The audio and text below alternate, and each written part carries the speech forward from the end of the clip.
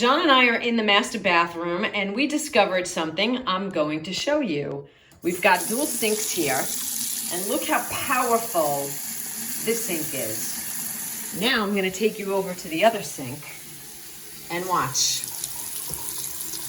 That's a big difference in how the water actually comes out of the faucet, full strength, which means that we've got something clogging it. So John is going to help me figure out what that is.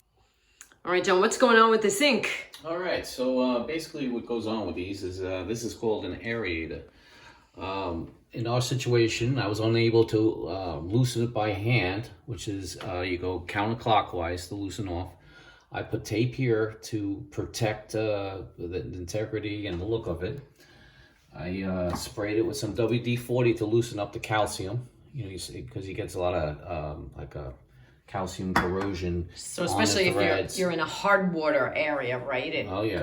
It creates that, but it could happen anywhere. It can happen anywhere. I mean, every sink is designed differently, but a lot of them all have this device. Okay. So then, what comes into play is I use a pair of channel locks, and I put it on here. You don't squeeze too hard, and then you just get it to where it breaks, and then boom, it will loosen it up. Very lightly. Yeah. You do that, and so you're doing that because you think there's like dirt in the aerator. Yeah. Is that what it is? Oh yeah. See how it was? You could just tell it's clogged, and look, you can see how it starts blocking the screen. And watch. So what do you do? Just doing this a little bit, you're gonna start seeing it come out.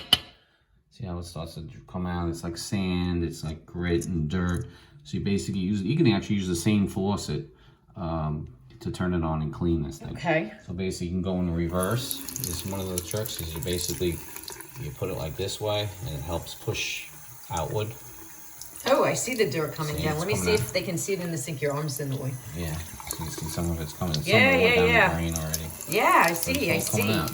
It's all in the screen. See, a lot of it's sand. It's all in the screen. Okay. A lot of it's all just sand. So it's actually fine. It's a fine sand clog. I've seen stones. I've seen rust. I've actually had it where you turn on the faucet and it's completely clogged. And people are like, why don't I have water here? What's going on? And then, you take this thing off and you wouldn't believe what comes out of it. It's just crazy. So you just take your finger, you just gotta kind of really...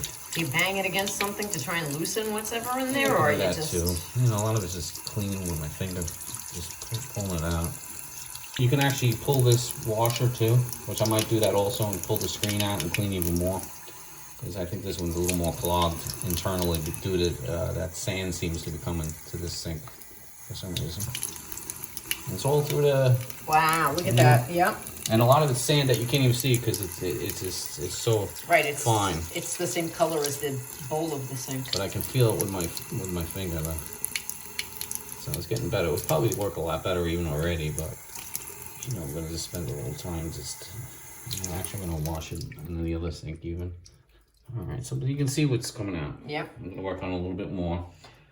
All right, so what are you going to do? Is it something I need to film, or you're just going to scrub it at the other sink that's got the stronger... I'm going to take it to the kitchen sink. It's a little stronger. This way I can really push up hard and turn it on full force and just do it like a reverse flush. All right, so you're not doing anything different. We don't have to keep taping it. You're just going to do what you're doing now, just with the larger kitchen sink to push the sand through. Okay. And then and I'm going to try it out again and see how well it works. And if it gives us a little more trouble, I might... tackle trying to use the pick to pull out the screen and then try to unclog it even more. But we'll see how well it works. Sometimes it's as simple as a quick rinse. Sometimes you have to dig into it a little bit more. We'll come back after you do step 1 and see if it's successful, and then if not, we'll go to step 2. And definitely a reminder, you put the tape on to see keeps it nice, no marks, no nothing. It just comes off. So great. It's all good. Okay. All right, John, moment of truth. You think it's going to work? Oh, it's going to work. All right, let's see. What'd you do? Well, I did lots of things. I put it in the kitchen sink. I went in this direction and turned the kitchen sink on to do the reverse flow. Okay. I also even put it to my mouth and blow on it. You could probably use compressed air if you had to. And now we're going to do righty-tighty. And basically going to put it on where it starts catching the threads, where it just did. And I'm turning in the right. And I notice you're not using the channel locks. No, I'm gonna tighten it Just by hand. Just to get to the point where it's tight, where, see right now, I can't turn it anymore. Okay, let's do it. Now this is the key. Oh, we gotta watch to look for that you don't see water coming up in this direction. Because if it starts coming up, then we might have to use these. And then you put the channel tape locks. back on to protect it, and okay, got it. So I'm gonna All put the right, water let's see. on and let's see what happens. Awesome. Big difference. You fixed it. So